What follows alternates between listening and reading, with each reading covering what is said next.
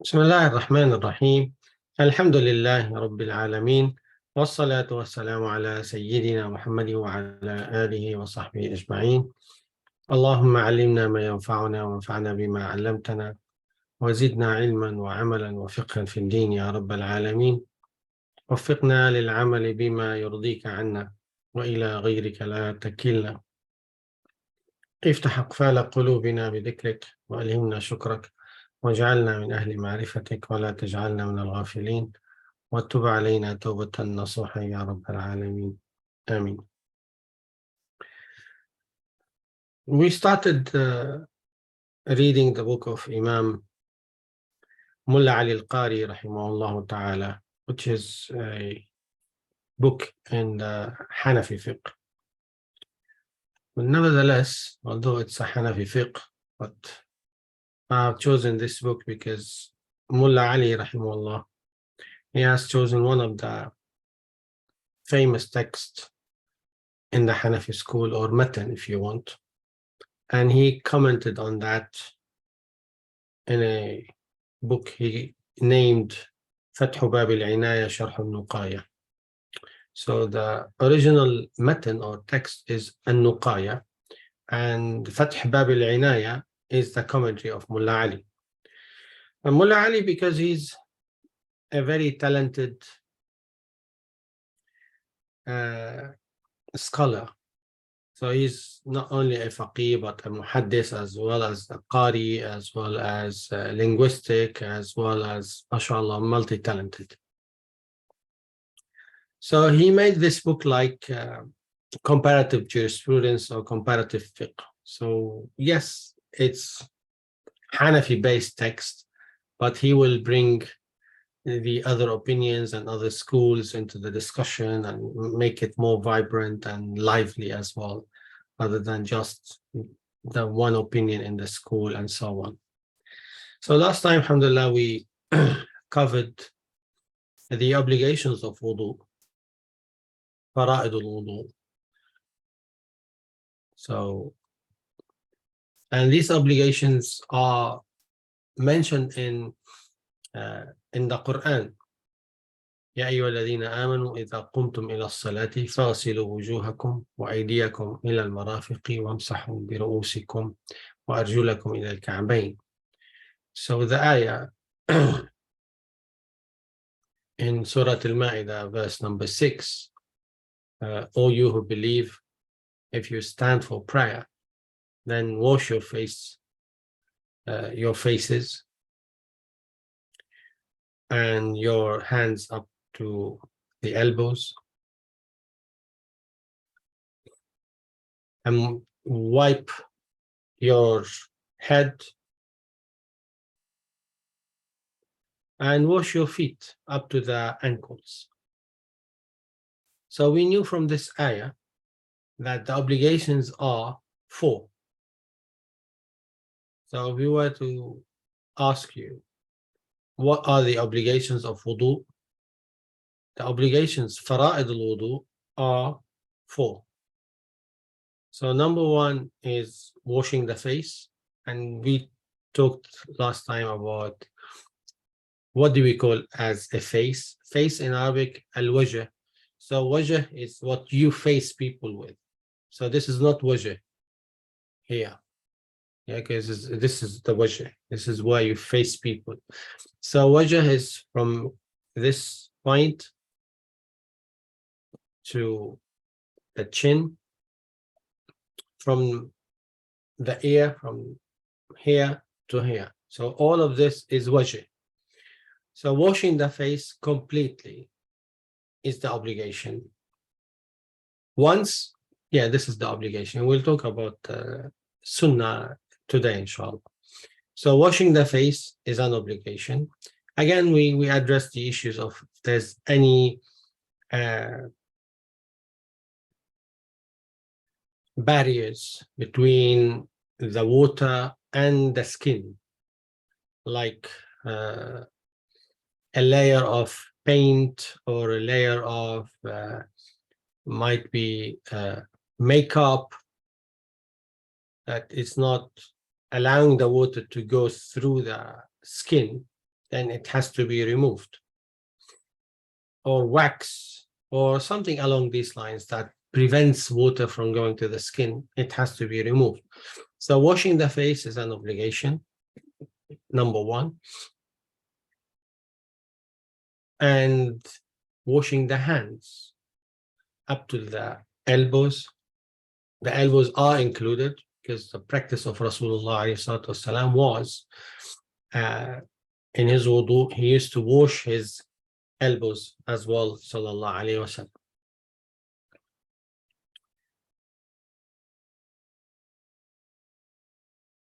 Wiping the head, we had a discussion, what is the obligation in wiping over the head? We have three opinions. The Hanafi opinion, which says 1/4 is the obligation.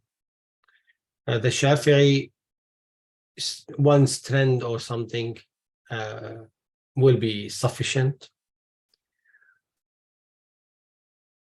And the Maliki, all of your head. So we have mainly three opinions.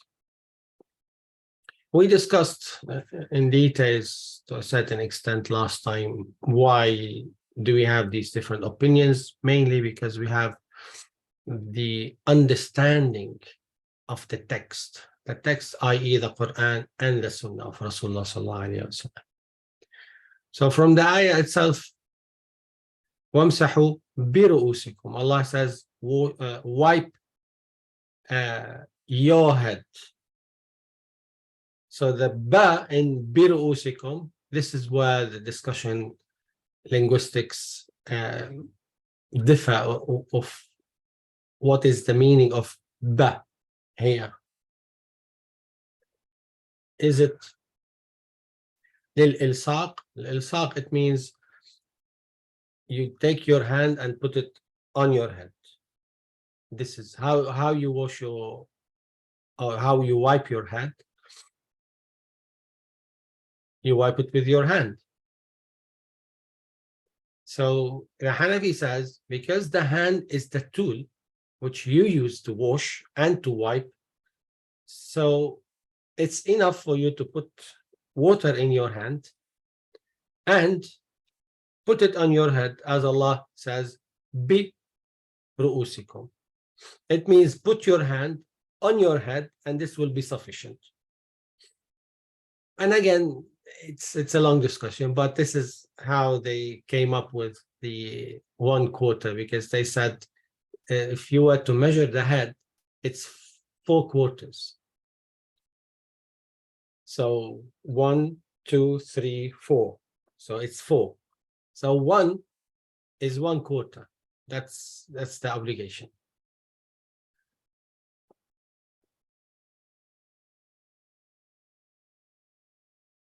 And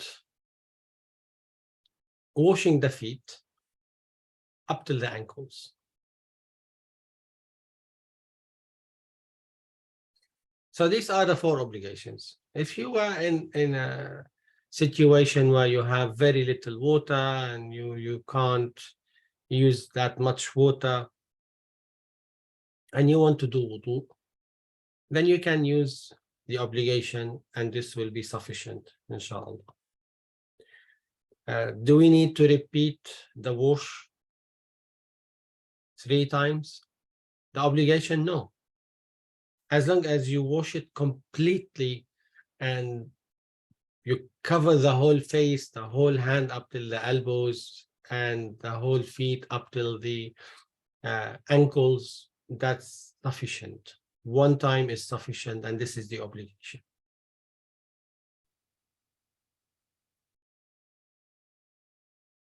Today, inshallah, we'll talk about the sunnah of wudu. The sunnah of wudu, we covered the obligations. Today, inshallah, we'll talk about the sunnah. The sunnah, definition of the sunnah, it's what has been done by Rasulullah sallallahu alaihi wasallam regularly, and he was doing this always sallallahu alaihi wasallam.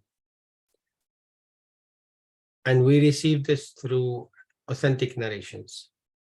So this will establish a sunnah of Rasulullah sallallahu alaihi wasallam. And the sunnah, by the way, linguistically, sunnah means the way.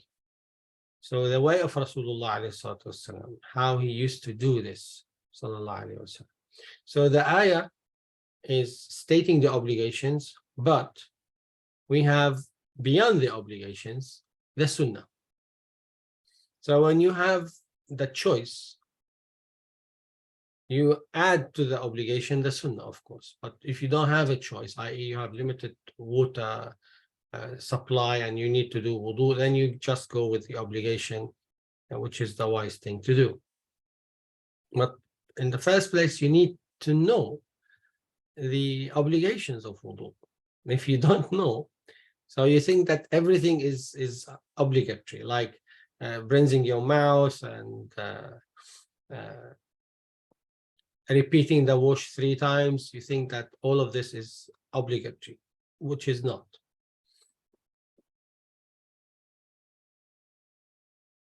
So the sunnah of wudu, number 1, after we define what is the sunnah, what the Prophet ﷺ used to do regularly, ﷺ, and sometimes he might leave it, but from the collection of the narrations, we see that he is regularly doing this, ﷺ, so it's an established sunnah.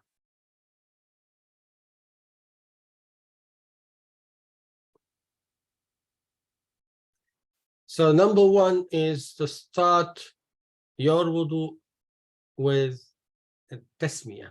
A tasmiyah, i.e. to say Bismillah. Bismillah. And this is in the beginning of your wudu. This is a sunnah. Shall we say Bismillah ar-Rahman ar-Rahim or Bismillah al-Azim? Shall we add more than Bismillah? We have some different narrations, some different opinions on that, but minimum is to say Bismillah. So this is the sunnah of wudu. You start your wudu with the basmala. Basmala, i.e. you say Bismillah. Now, the common question which I have always, okay, usually we do our wudu in the bathroom. And the bathroom is a place of, impurity, and sometimes it's not the proper place to mention Allah's name. So what do we do? I remember once one of our students or one of our friends asked our Sheikh, rahimahullah, Sheikh Adib al-Kallas, this very question. And the Sheikh said, if it was in the toilet, then you need to flush the toilet. There's no najasa anymore. You flush the toilet and cover the toilet. And then you start your wudu, you say Bismillah, which is a good practice. But we might have another question here. You mentioned regarding the impurity, etc. What if we have, which is a common thing as well in the bathroom, that you have a bin, and in that bin you have some, impurities or something like that. Again, if it was closed, then that's better, and it's more respectful to say Bismillah. Say it wasn't closed and we couldn't do anything about it, for instance. Then minimum you can say it in your heart, not necessarily to say it out loud inside the bathroom. So you say Bismillah and you start your wudu.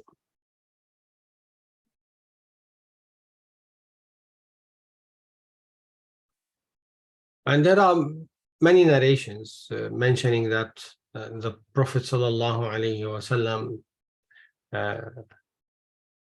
mentioned Allah's name in the beginning of his wudu alayhi salatu wasalam. The very famous one is when Rasulullah sallallahu alayhi wasallam said, "Tawadda'u bismillah." Start your wudu by the name of Allah, Bismillah, sallallahu alayhi wasallam.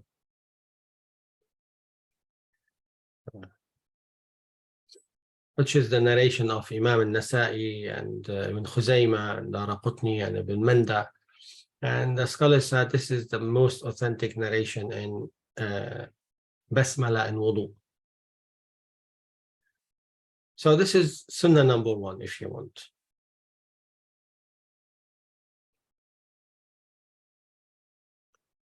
And number 2, washing your hands up till the wrists. So you start, you say Bismillah, you start washing your hands, the right first and then the left. And this is the sunnah as well.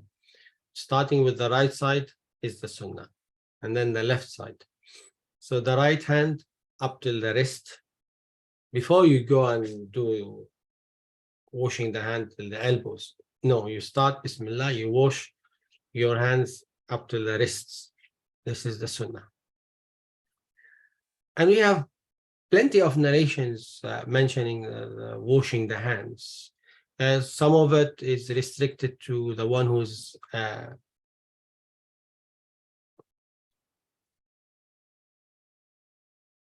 woke up from his sleep.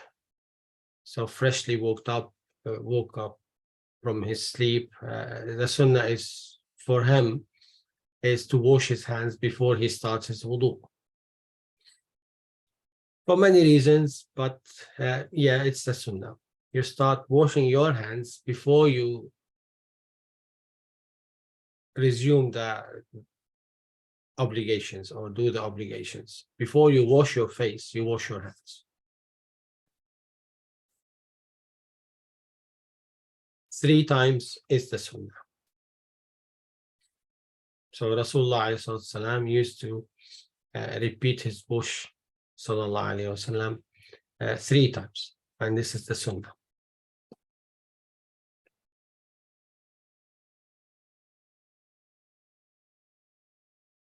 Number 3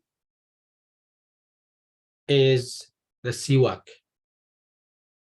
The siwak, I believe all of you do know what the siwak is, which is the stick which you use to brush your teeth with it. And siwak is a special tree they use. It's very useful and beneficial for the teeth and for the gum as well. The material which you find in this very tree is very useful, and probably you came across this as well. One of the very famous companies, toothpaste companies, they did toothpaste from siwak. So they brought the siwak. I don't know what they have done with it, but they took the siwak and they've made from the siwak toothpaste. And I bought it a couple of times. It's a good one. So can we use, instead of the siwak, the toothbrush, and then use this toothpaste siwak? You can. It's anything that cleans your teeth and your mouth and keeps it healthy. So he was keen on the hygiene, alayhi salatu wassalam. Hygiene of the mouth, hygiene of the body, hygiene of the armpits, hygiene of the, you name it, all the body. Hygiene of the mosque, hygiene of the house, hygiene of your car, which is at that time camels, horses, you name it. So he was so keen, sallallahu alaihi wasallam, on the hygiene. So siwak is one of these tools to have good hygiene. And there are plenty of narrations on the importance of siwak, the reward of siwak, and so on and so forth.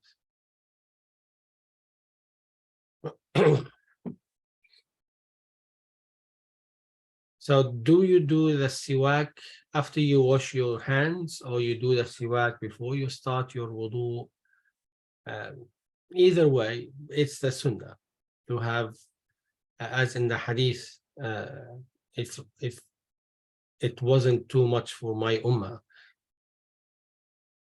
I would have asked them to do siwak with each salah, sallallahu alaihi wasallam.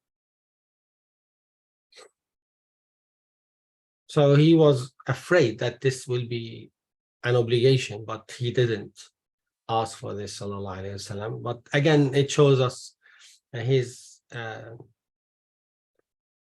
intention, alayhi salatu wasalam, and his care towards his ummah, that he wants them to be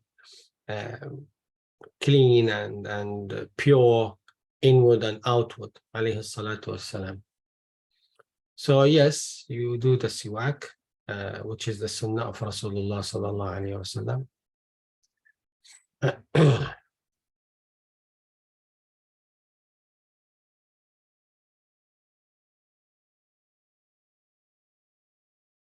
And then you have washing the mouth is a sunnah. Rinsing the mouth is a sunnah. And the nose.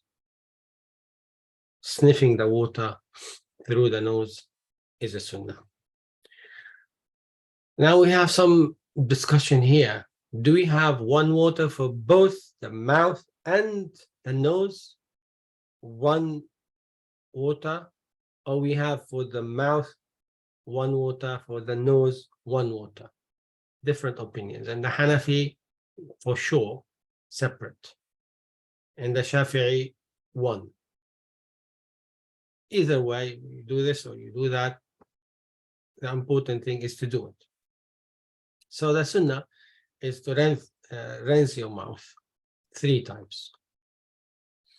And it's very logical. If you were to do the siwak, or the brushing the teeth, and you do the rinsing, it's in line with this. Do it properly, but be careful. It's not the sunnah to exaggerate rinsing the mouth if you are fasting. Don't do that. I know some people go to the other extreme, not to rinse the mouth at all. They will not, in Ramadan, if they were fasting, they will not rinse their mouth at all. And no one said that this is the sunnah. No. Do the sunnah, but don't exaggerate. I might swallow something. If you know yourself that you might swallow, then it's your decision, your call. But don't leave the sunnah. Do it, but don't exaggerate and put too much water and then swallow it. Don't do this. In Ramadan, if you are fasting, do a bit of water and rinse your mouth, because again, it keeps the hygiene better of your mouth. 3 times, with each time new water. Sallallahu Alaihi Wasallam. And the same regarding the nose. As well, don't exaggerate if you are fasting and then you swallow water. Don't do that. If you are fasting, don't do this. No. Then a bit will be sufficient, and then take it out as well. So the sunnah is to rinse the mouth with your right hand and your nose with your right hand, and then sniff it in your left hand. 3 times the mouth, 3 times the nose. So this is the sunnah of Rasulullah sallallahu alayhi wa sallam.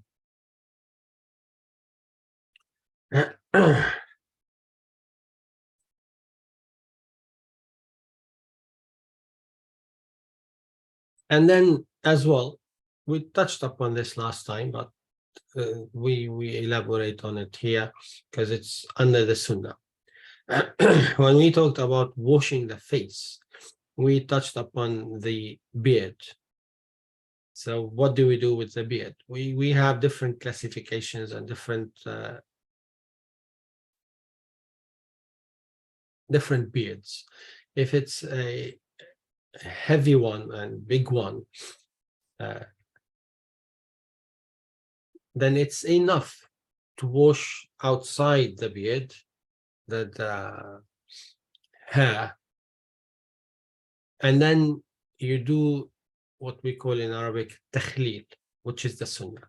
This is what the sunnah is about here. Takhleel al-lihya, it's combing your hair. You take water and then you start from underneath the beard, because his beard, sallallahu alaihi wasallam, used to be like one fist. So it's like this, yes? So you start from here. The water is here, and then you do this to the beard. So it's like combing the beard with your hands, with your fingers, I mean. So with your fingers, and or like this and like this, that's fine. This is a sunnah as well. The Prophet used to do this, sallallahu alaihi wasallam. So it's not the obligation to make the water reach the skin inside the thick beard.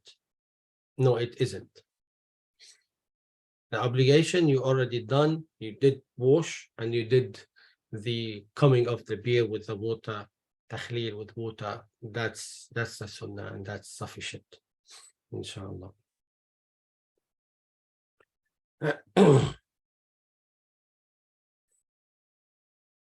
But if the beard was not thick, very thin beard, you can see the skin from the beard, then the obligation is to make the water reach the skin.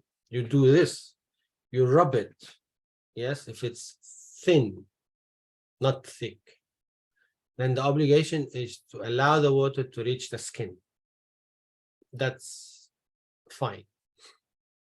So we see the difference between the two scenarios.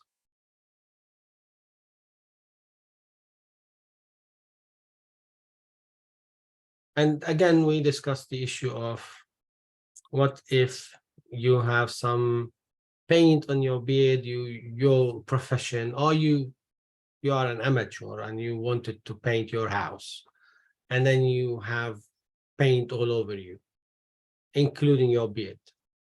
If this paint prevents the water from reaching the hair and reaching the skin, then you need to take it off and clean it up properly.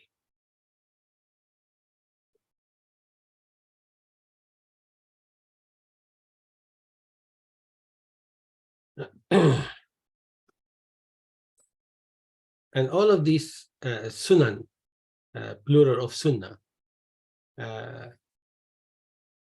all these acts of sunnah are mentioned in the hadith that Rasulullah sallallahu alaihi wasallam used to perform wudu and do the takhleel of his lihya. So he does the takhleel and the combing of the hair of his beard, sallallahu alaihi wasallam, as Imam al-Bazzar and Ibn Majah and others narrated it.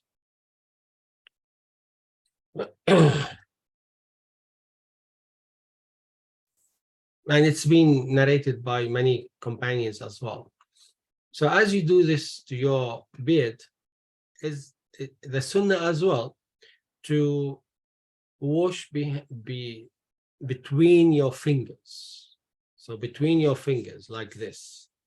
This is the sunnah, is to wash between your fingers. Yes. And what about the feet? Between your toes as well is the sunnah.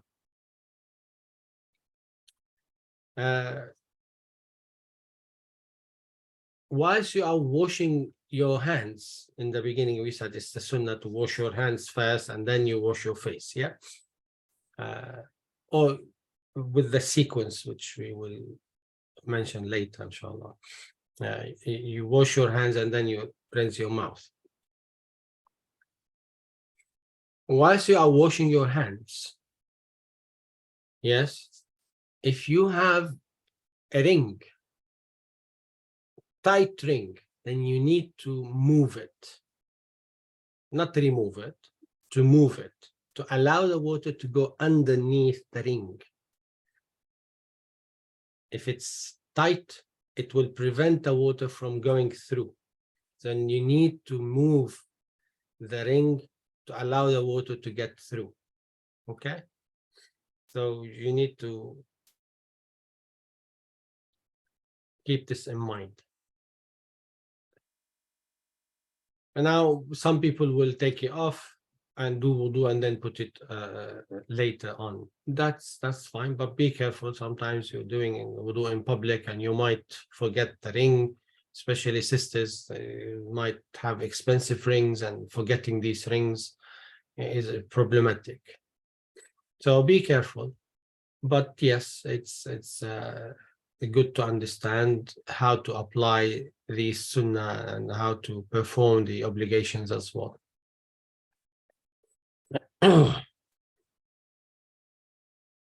So washing between the fingers and the toes is a sunnah as well.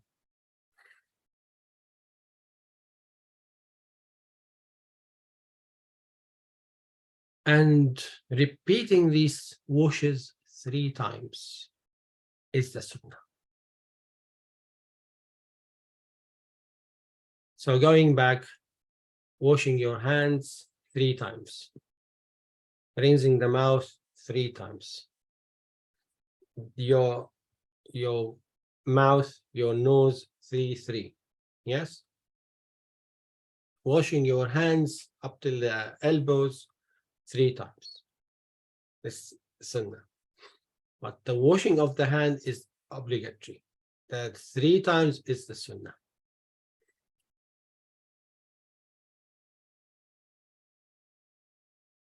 Combing your beard, if it's thick, is sunnah.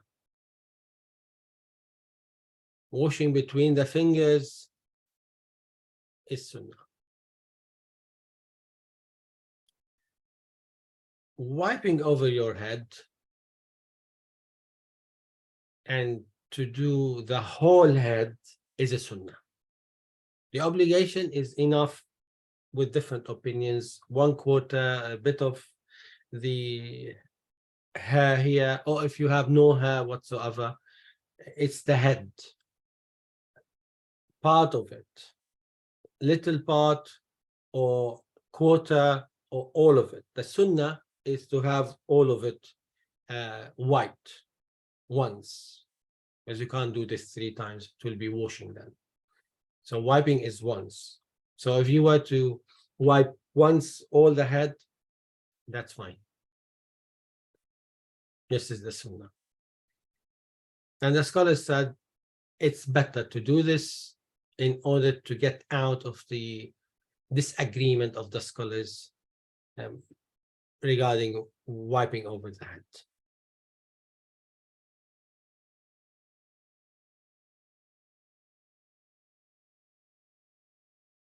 Washing your feet up till the ankles, doing between the toes, washing between the toes 3 times the right foot, 3 times the left foot. This is the sunnah as well. To wash between the toes is the sunnah. To wash the feet up till the ankles is the obligation. So these are the sunnah of wudu, if you want. We still have a couple of things to cover to complete the whole sunnah of wudu. Washing, let's say wiping the ears. The same water which you take to do your head, you use for your ears. The same. So the same water under the tap, you take water and then you wipe over your head then you use these two to the inside and these two to the outside. Yes? So technically, it's better to do this, but not necessarily obligatory, but it's a preference if you want. Wash your hands, do like this. Use these three to wipe over your head, and these two are not used yet. Yes, you use this for the inside and this for the outside. Okay. Now somebody might do this and he already used everything, and then khair, that's fine. Won't make it that difficult, but I'm saying you can use a different technique and make it better, inshallah ta'ala. So wiping your ears is not obligatory. I know some people, they have issues with their ears. They cannot have any water coming near their ears, and don't wash it. Don't harm yourself. That's fine.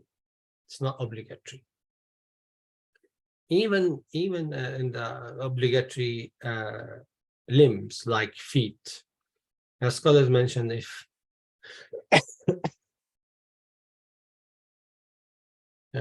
if you have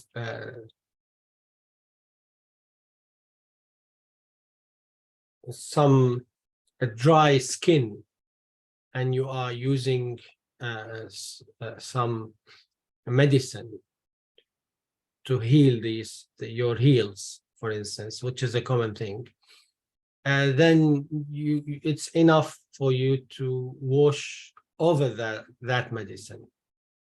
That's fine. If you have this dry skin and it's sometimes even bleeding, then you need this medicine to recover. Then you keep the medicine and you wash over it. That's fine.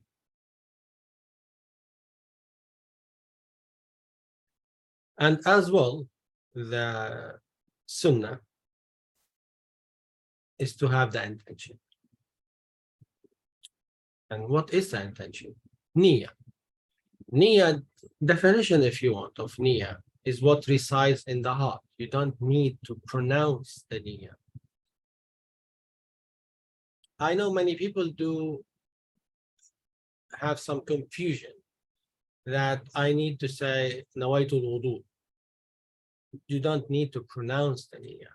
Similarly in salah, which we'll cover later, inshallah. You don't need to say, I want to pray dhuhr 4 rak'ahs. You don't need to pronounce this, but you need to know in your heart, that I am praying dhuhr 4 rak'ahs today. Yes, that's the niyyah. So enough is knowing what you are doing. This is the niyyah. That's enough. So you are doing wudu. So you know that you are doing wudu. You are not just washing your face because it's too hot. Yes? So you have the intention and you understand you are doing wudu. Of course, in the Maliki school and the Shafi'i school and the Hanbali school, they consider the niyyah is obligatory. A big debate between these two schools. The Hanafi on one side, the other schools on the other side. And the Hanafi opinion says, you get me from the ayah where it says you have to do the intention for wudu, and then I will accept your discussion that it's an obligation. But we can't see in the Quran that the niyyah is part of the obligations of wudu. This is why they say it's a sunnah. It's not an obligation. Of course, the other groups, other schools, they have replied to this discussion, but nevertheless, the Hanafi opinion says It's not mentioned in the Quran, and it's not clear that Rasulullah in his sunnah, he mentioned that I want to do wudu. You can't bring a narration that states Rasulullah's verbal intention. There's no such narration. Again, it's a fiqh discussion among the scholars. So niyyah is, or the intention is a sunnah.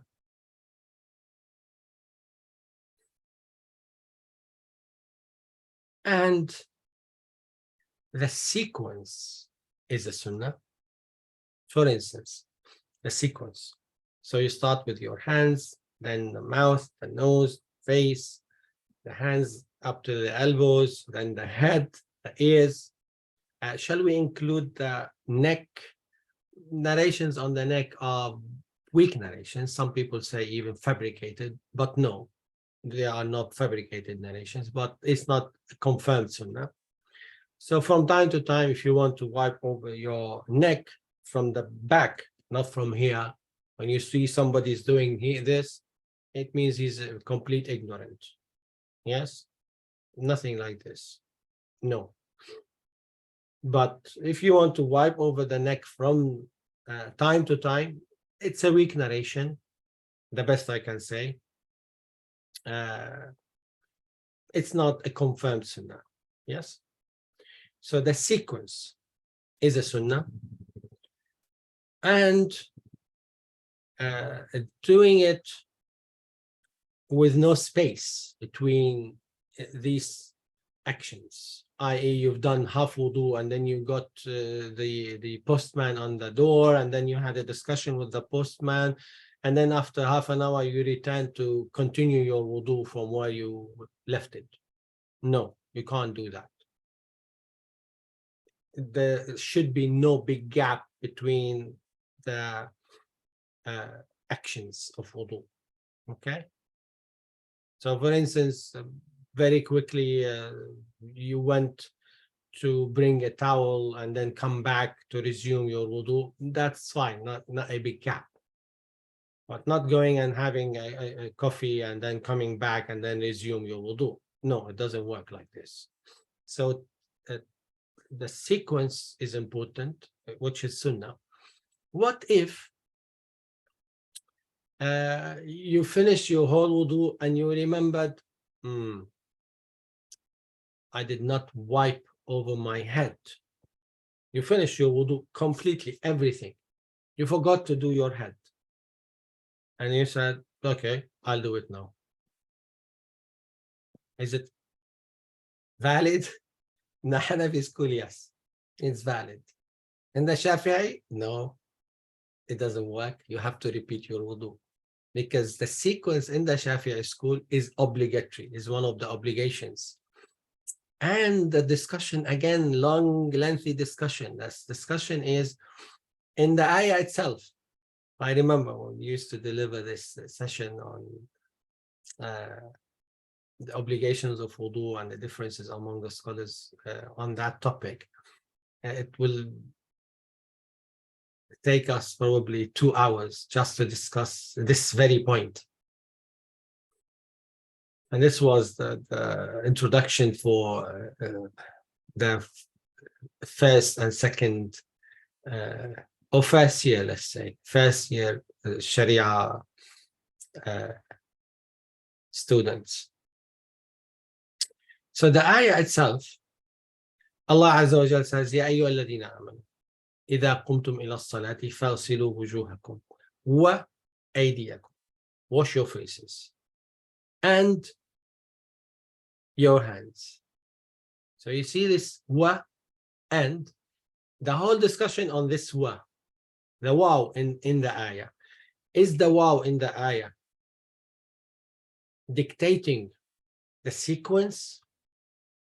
So you have to do it in this sequence, or the waw in the ayah is just to bring things together? مطلق الجمع للترتيب أو لمطلق الجمع.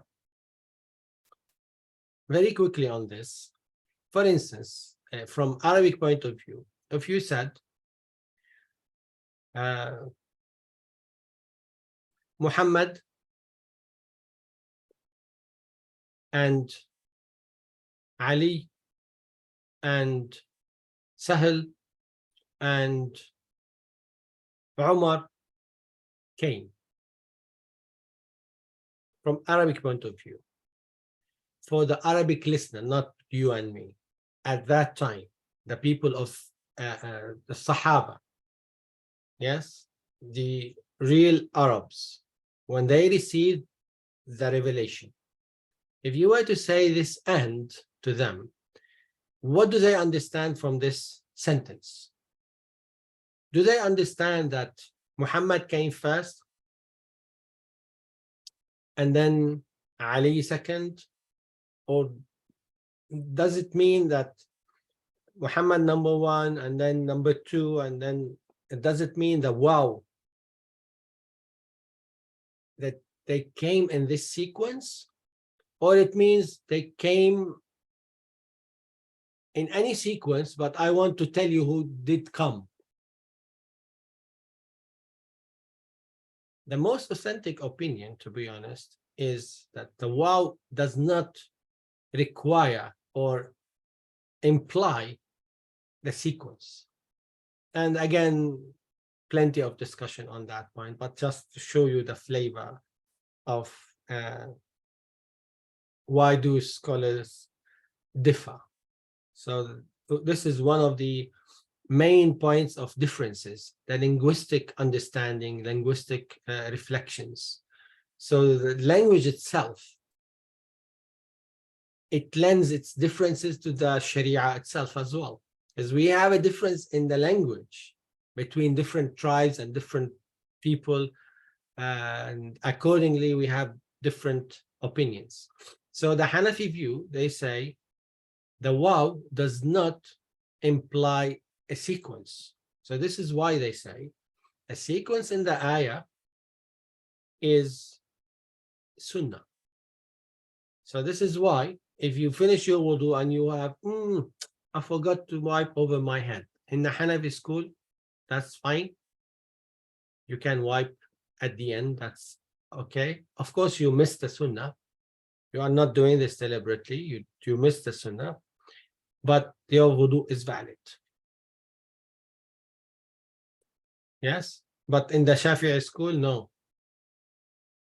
The sequence is obligatory. You have to repeat your wudu because you didn't do it properly.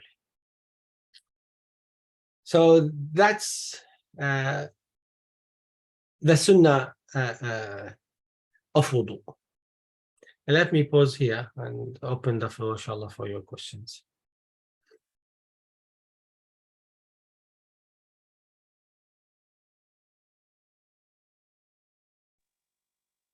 Assalamu alaikum, Sheikh Haitham. I have a simple question. Forgive me, I had to drop out of the call because I had an important call to answer. But I missed something. When it says, after it says wiping the head in the sunnah, is it min ma'ihi? I think. Does that mean that in the Hanafi school you use the same water as you wipe the head to do the ears? Yes. Or, yes. Yes. Because I think in Maliki, I think you have to get some more water on your fingers. Yeah, because we have different narrations, and accordingly, Hanafi did follow these narrations, and this is what has been authenticated through the chain of transmitters. Other schools have other authentications and so on, which is the common thing. Yeah. And in that case where the schools differ, if you happen to wipe rather than with the same water, not get new water, I know that, you know, if you're being very strict, it's not permitted, but surely in that case, it's not a problem. Yeah, because in any school, there's a narration. In school, they don't say the ears are obligatory. They don't. Yes. It's a sunnah. Either it's a sunnah, it doesn't matter. Yeah. Even if you are strict, it's a sunnah. It's not an obligatory act. Yes. Yes. So there's definitely find fussy people, even in that. He will probably repeat his wudu. Khair. Yes. It's up to you. It's your call. Yes. Making Thank things you. easy for yourself. Yeah. Thank you very much. That's clear. Alhamdulillah. Any other question?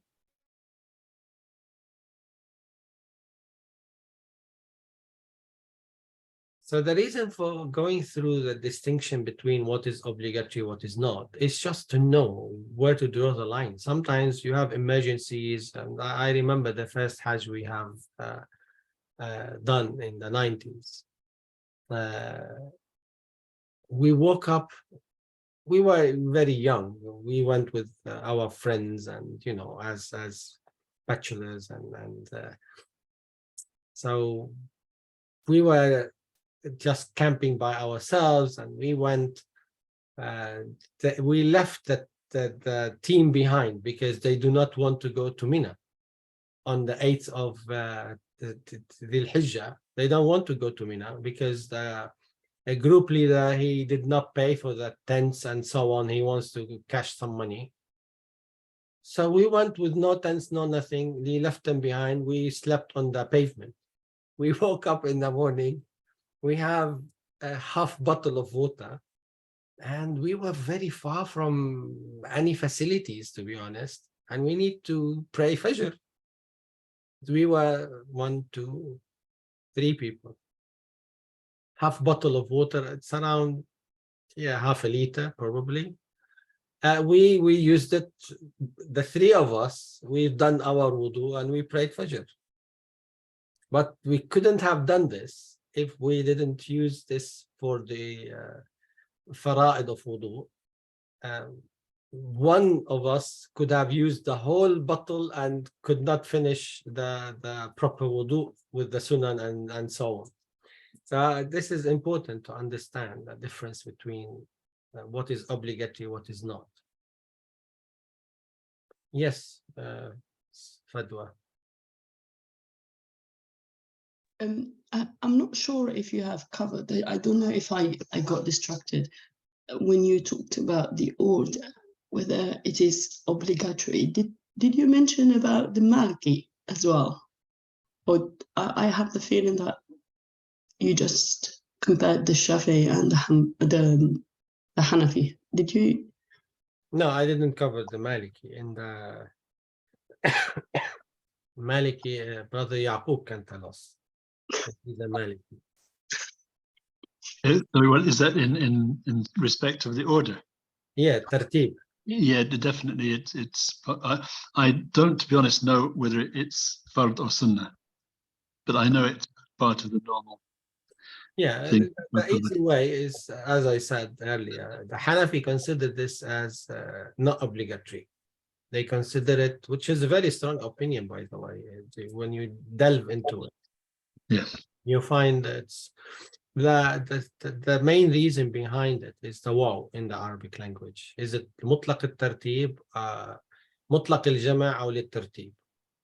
So we have these different opinions. So whoever says it's for sequence, tartib, they go with the opinion that yes, the sequence is obligatory. If you missed it, you missed the wudu. You need to repeat the wudu.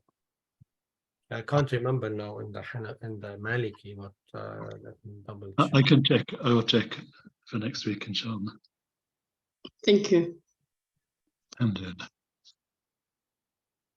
Malik والشافعي وأحمد قالوا بفرضيته. So it is an obligation in the Maliki and the Shafi'i and the Hanbali school. But the Hanafi, they said, no, it's not an obligation. And they have a very strong position, to be honest. I would have expected that, because as part of Sunnah al-wudu is a dalq wal fawr. So I guess if they could. In the Maliki, yes, which is not mentioned in any school, actually. Yeah. And to rub the lip is in the Maliki school is part of the obligation. The Sunnah. Their discussion here ما لا يتم الواجب إلا به, because you cannot be sure that you have completed the proper wash unless you do the rubbing. But again, it's another point to discuss. Yeah. I just was curious. Thank you. Thanks. Yeah, it's disputed, by the way, by other schools as well.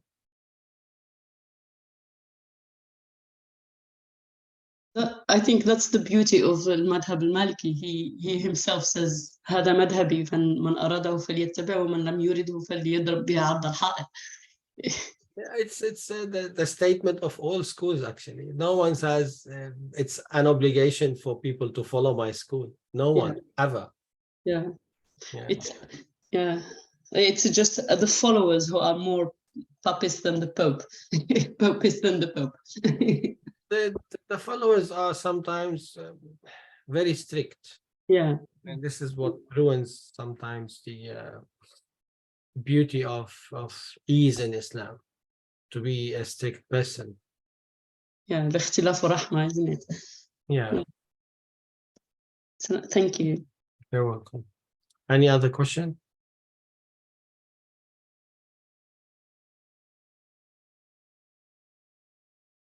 Okay, if we have no further questions, we can inshallah finish with that. Bismillah ar-Rahman ar-Rahim. Alhamdulillahi Rabbil Alameen. Wassalatu wassalamu ala Sayyidina Muhammad wa alihi wa sahbihi ajma'in.